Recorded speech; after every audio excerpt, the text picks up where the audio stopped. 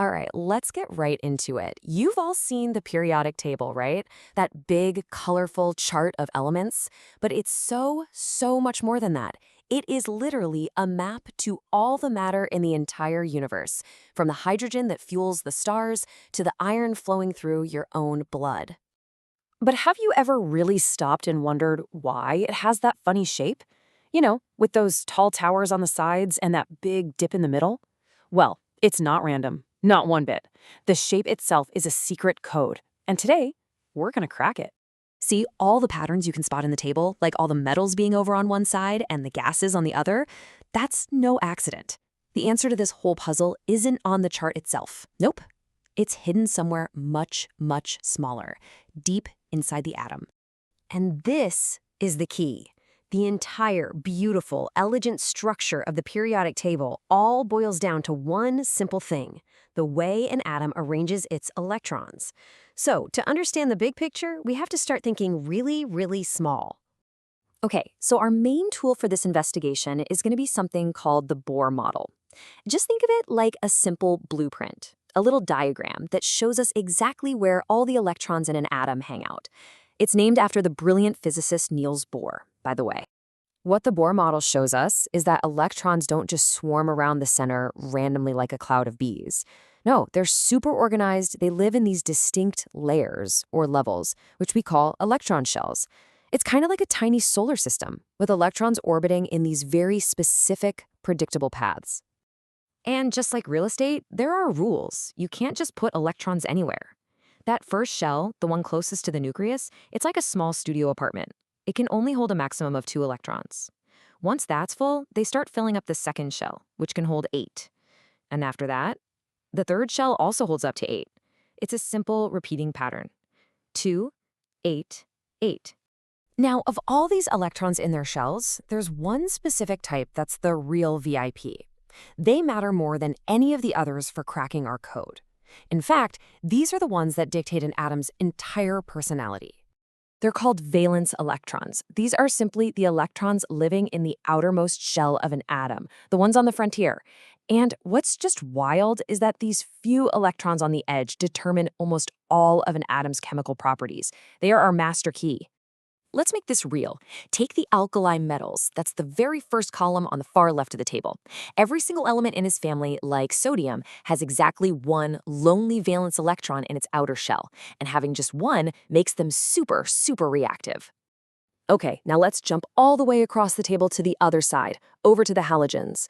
Every element in this family, like chlorine, has 7 valence electrons. They're so close to having a full set, which gives them a completely different chemical personality. And finally, we get to the last column on the far right, the noble gases.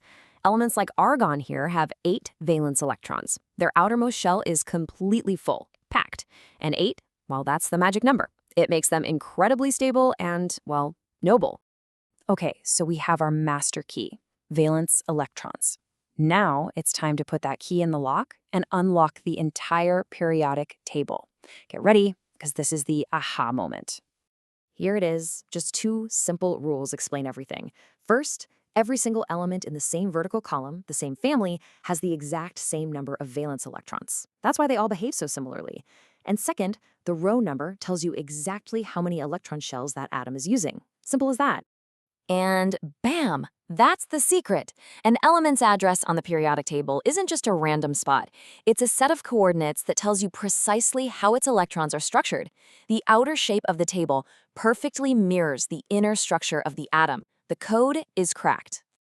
But this leads to an even deeper question. We know how the table is organized, but why does it matter? Why does this organization lead to all the chemical reactions that make up our world? The answer lies in this universal drive that all atoms have: a quest for stability. It all boils down to this. Every atom in the universe just wants to be like a noble gas.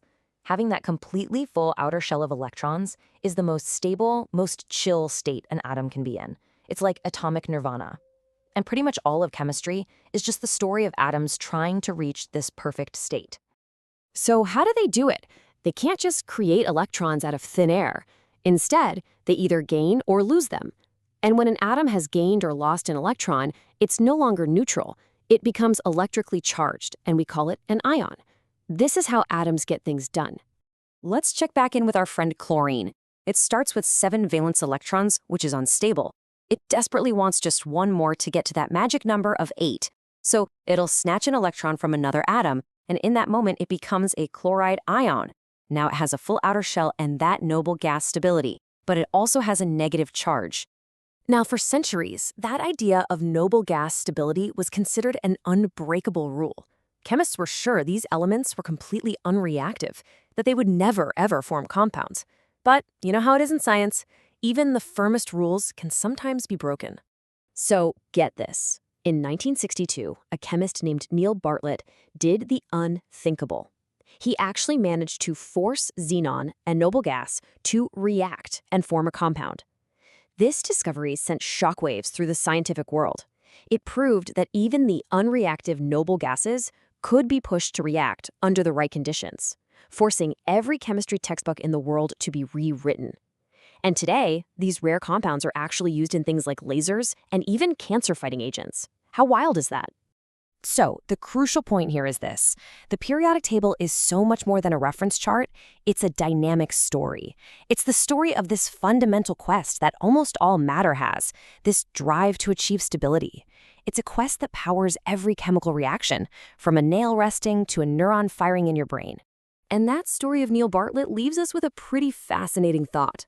We've cracked the code of the periodic table based on rules we thought were absolute. But if a rule that stood for decades can be broken, it really makes you wonder, doesn't it? What other fundamental secrets about how our universe works are just out there, waiting to be discovered?